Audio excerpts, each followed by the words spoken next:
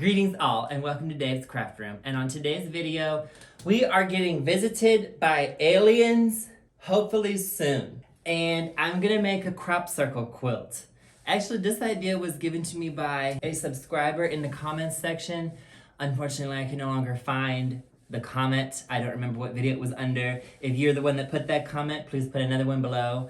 Saying so. But anyway, I saw the comment saying I should make a crop circle quilt, and I thought it was a good idea. So I went online and ordered this wheat field fabric. The crop circle is gonna go in a wheat field. I have 4 yards of it, and I'm gonna cut it in half and sew the two pieces together, and the wheat field fabric is gonna be our background. And then we're gonna do reverse applique to reveal the dirt color underneath, the dirt of the ground of the crop circle. So I realized if I was going to do this to welcome the aliens, I needed to learn their language. And most people don't know this, but some crop circles are actually hoaxes, but the real ones are usually written in the Gallifreyan language of the Time Lords. Since I want to encode my welcome message to the aliens into my quilt, I needed to learn how to write in their alphabet. So last night I sat up and I wrote this. This is my first message in Gallifreyan. Circular, Sherman's Gallifreyan, and it says, "I am the bad wolf, I create myself."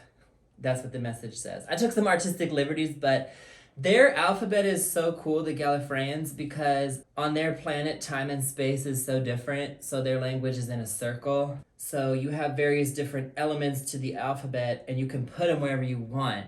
Like it'll be like a circle with 3 lines, and you could put the 3 lines wherever you want. If there's another element with lines on there, they can connect, or they don't have to. They can connect with one another as long as there's 3 leaving the circle. And that's how you write an M. There is a website that I'll link below called shermansplanet.com where you can get this PDF on how to write in Gallifreyan. That's good, especially if you're like a farmer and you periodically see crop circles in your fields, but you don't know what the aliens are trying to tell you. Just learn how to read Gallifreyan, then you can read what they're leaving you. They're probably just leaving you recipes though. The aliens just want to exchange recipes. But then you translate the recipe and you realize we don't have any of the ingredients on Earth. You have to go all the way to Gallifrey just to get them. That was what I wrote last night. Now I want to write my new message today. I'm not going to tell you what it says because it's going to be an Easter egg. If you can decode it, leave a comment below. I have to design this and it's actually not that easy. I also learned how to use a digital art app last night for the first time. I don't typically ever use digital art, but it's gonna be what's best. So I'm gonna write my message on here, and then I'm gonna make my background and put it on the design wall, and then I'm gonna project the message onto it and then trace over it with some type of washable marking pen, whatever I can find. I have multiple different ones. And then I'm gonna reverse applique, needle turn applique. Reverse applique is really the same technique as regular applique. It's just a matter of what the design feature is that you're showing, whether it's what you put on top or whether it's the relief behind. In this case, it's what's behind. But in terms of the skill of needle turn applique, it's really the same thing. So let me get started. I want to record what's on my iPad screen, which I learned how to do recently.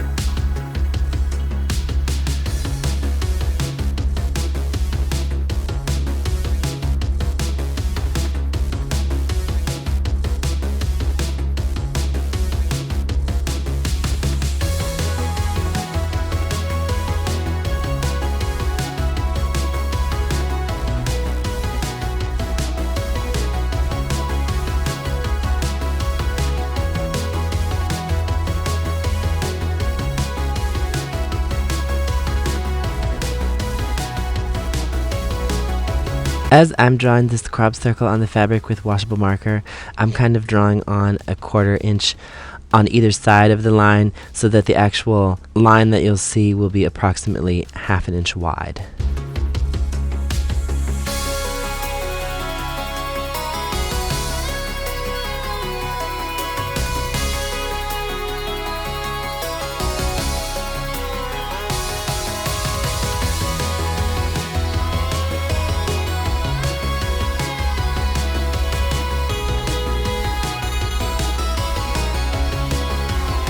Now I'm preparing the back fabric for the reverse applique, and I'm lining it up and making sure that no part of the design hangs off the fabric.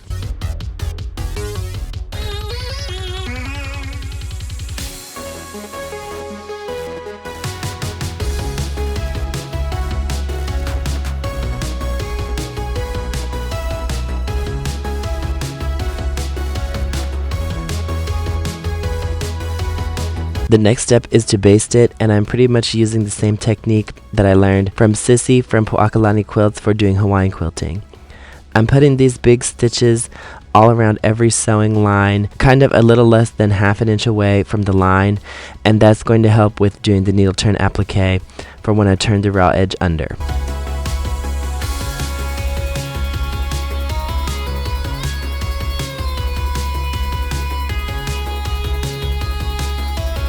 So this is the technique. Sorry that my head kind of gets in the way a little bit, but I have these small scissors and I carefully cut in between the lines I drew.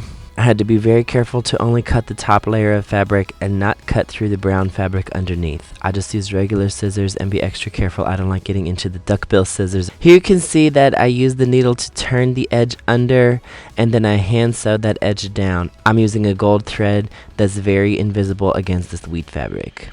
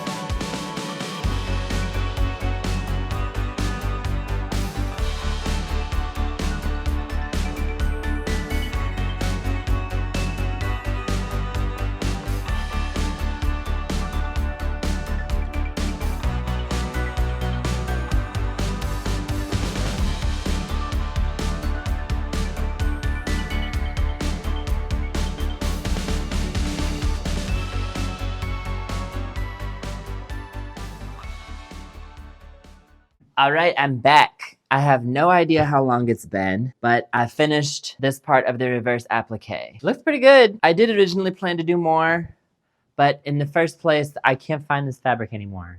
I have no idea where it is in my craft room. It'll probably turn up as soon as I'm done with this quilt, but oh my gosh, I cannot believe it. This is the brown fabric from the CROP CIRCLE QUILT. I literally finished that quilt saying, I can't find this fabric anymore. Well, I finished it just last week and here it is. So that's cute. Anyway, it's now time to finish this quilt. And what is left to do? First of all, the basting stitches are still in. I have to pull out all the basting stitches. And then I'm going to cut away all the extra bulk in the back.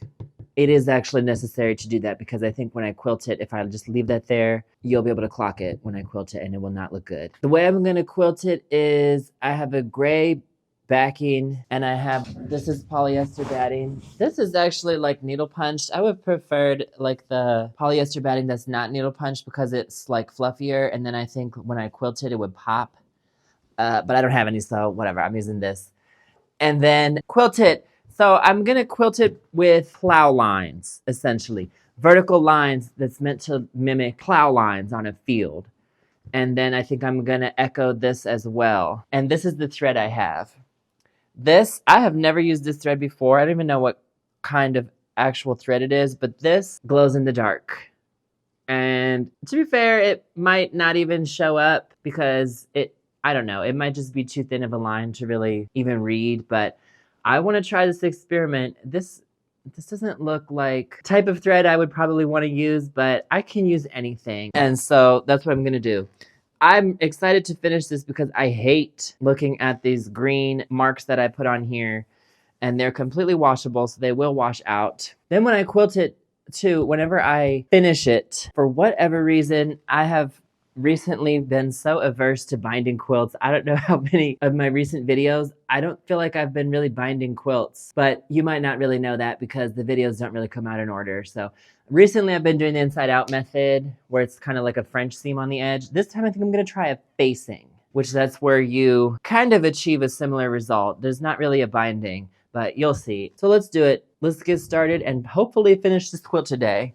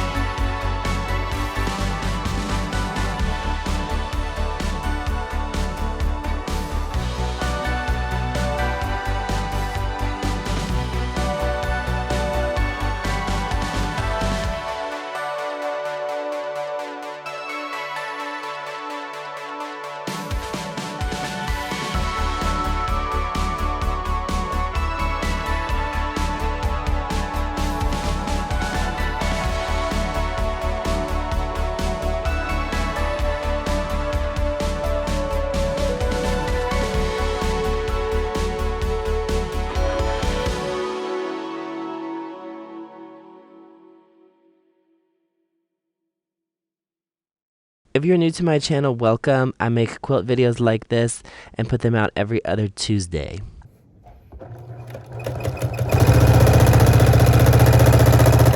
I can tell you the glow-in-the-dark thread was very successful and that it did glow in the dark.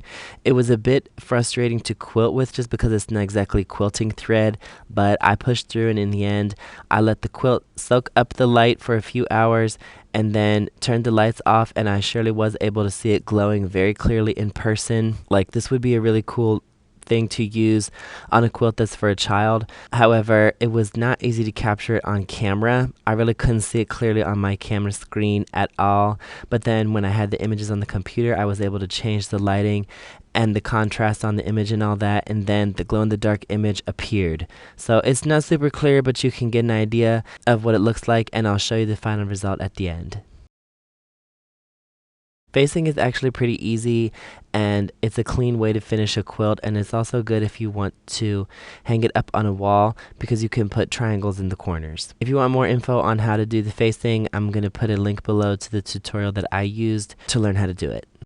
Alright, this step of the facing involves twisting the front chunk that I just sewed on around to the back. I'm going to use these clips to clip it down. You know, you're supposed to, when you do this, you're supposed to hand stitch this down. I really don't feel like hand stitching it down. It's going to take me forever. I am just going to use this gold thread right here that you probably can't see. I used a gold thread right there and it blended right in with the color and you can't see it. So I feel like that's the move because it's going to save me a million hours. This is how we do the facing, by the way. I sewed the binding onto the front top stitch, and then I flipped it over. I'm flipping it over to the back, and I'm gonna sew it down in a minute once I finish flipping these over like this. Okay, now I just sew along here.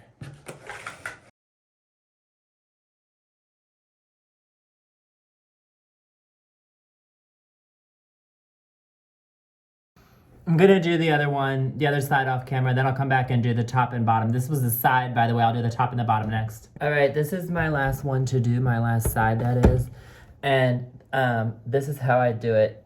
I have the strip right here folded in half, and I put it there, and then I fold that sucker over to the back, and I'm gonna sew right through it like that, okay? I tucked it over there. Like this, and then I'm gonna go to the end and do the same thing on the other side.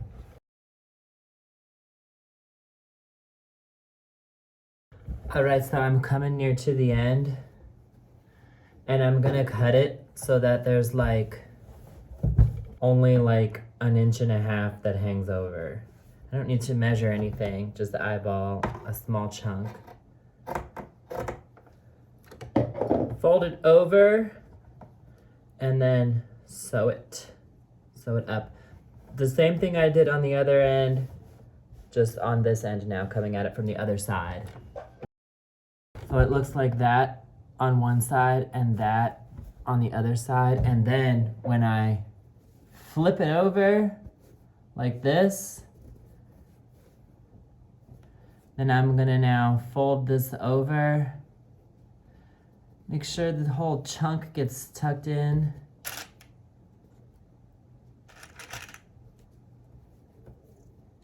And this is what it looks like on the back. That will get sewn down there. And that's literally how I do it. Okay, I put all the clips on and now I'm just gonna sew the last one.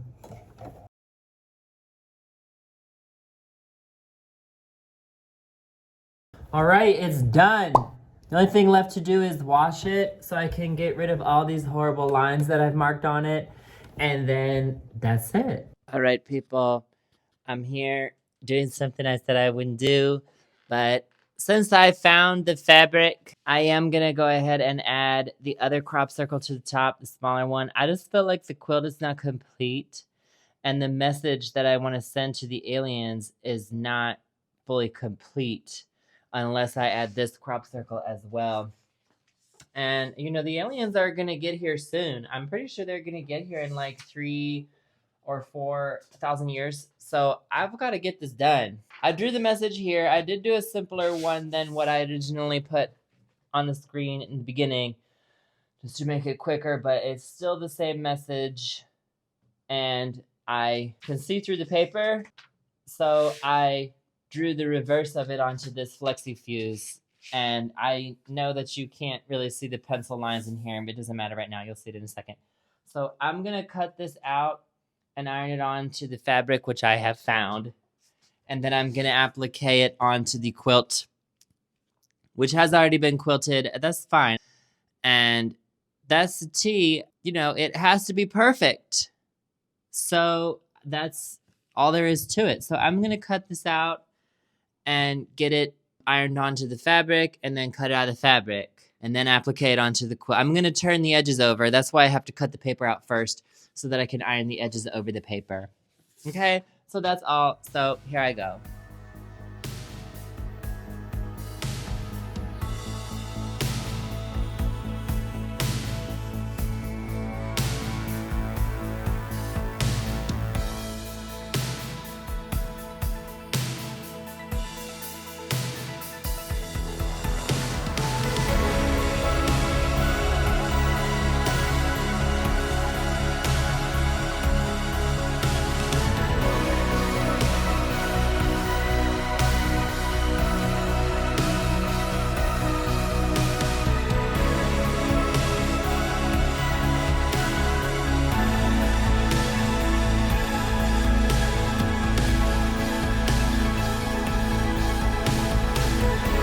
I've got the glow-in-the-dark thread out, and I'm gonna applique it down now with the glow-in-the-dark thread. I'm gonna do one layer at a time and then glue the next one because I'm worried about them falling off.